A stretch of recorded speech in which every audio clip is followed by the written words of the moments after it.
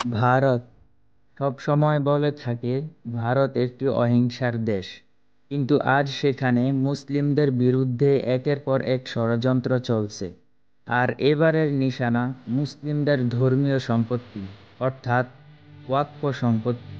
সম্প্রতি পাশ হয়েছে একটি খসড়া বিল, যেখানে ভারতের কেন্দ্রীয় সরকার ওয়াকফ আইন পরিবর্তনের পরিকল্পনা করছে।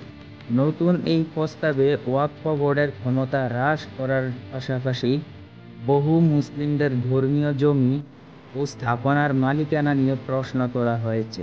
এই বিল পাশ হওয়ার পর থেকে শুরু হয়েছে মুসলিম সমাজের মধ্যে ক্ষোভ বিক্ষোভ। বিভিন্ন রাজ্যে রাস্তায় নেমে প্রতিবাদ করছেন সাধারণ মুসলিম ও মুসলিমদের বিভিন্ন সংগঠনের মানুষজন। তাদের দাবি একটাই, এটা শুধুই আইন নয়, বরং মুসলিমদের ধর্মীয় ও ঐতিহাসিক অধিকার কেড়ে নেওয়ার একটি সুপরিকল্পিত পদক্ষেপ।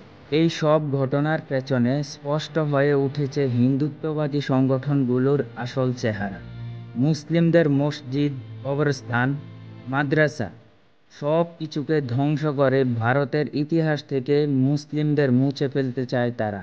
ভারতে ওয়াকফ বোর্ডের অধীনে রয়েছে লক্ষ লক্ষ একর জমি। এই জমি বহু বছর ধরে মুসলিমদের দান করা সম্পত্তি। আজ সেই জমির উপর চলছে কুদৃষ্টি। মুসলিমরা বলছেন এটা কেবল আইন নয়, বরং মুসলিমদের অস্তিত্ব, ধর্মীয় স্বাধীনতা ও সংস্কৃতি পরিচয়ের উপর একটি সংগঠিত হামলা। আজ একটাই প্রশ্ন, এই মুসলিম বিদ্বেষী রাজনীতির শেষ কোথায়? আর কতদিন চুপ থাকবে গণতন্ত্র?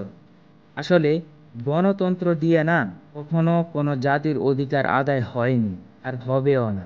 আর কতদিন সহ্য করবে সাধারণ মুসলিম সমাজ?